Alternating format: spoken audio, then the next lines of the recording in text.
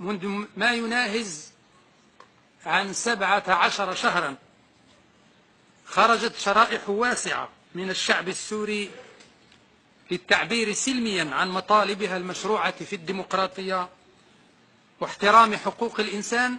الكرم اللي بغينا والمخزن يحقر فينا،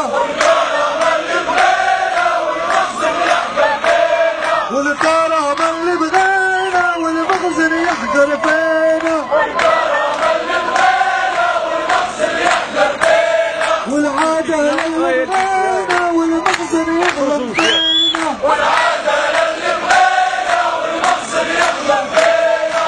فقوبلت بالقمع والعنف واستعمال القوة المفرطة.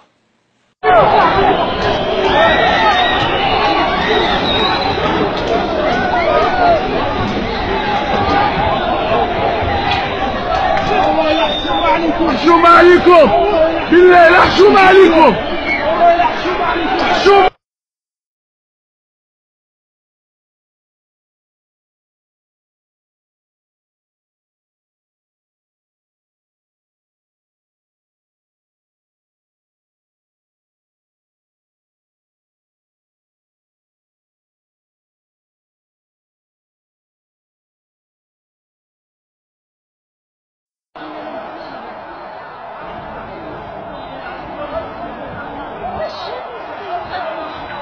إضافة إلى تفشي ظواهر الاختطافات والاعتقالات التعسفية والإعدامات خارج القانون وما يرافق كل ذلك من خروقات وانتهاكات جسيمة لحقوق الإنسان وللقانون الدولي. النشطاء كما تشوفون على هذا الفيديو.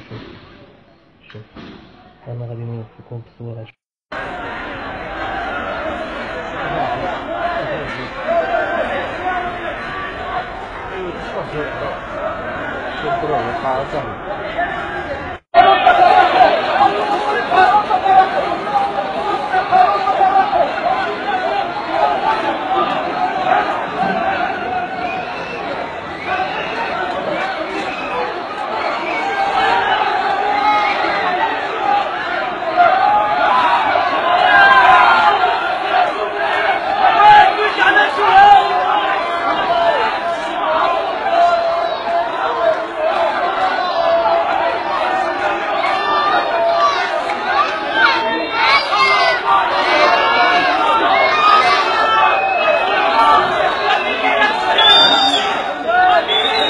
لا ألوم ما قاله السيد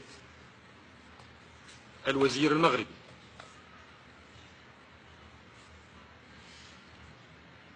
لأنني لا أريد أن أفتح جروح البعض.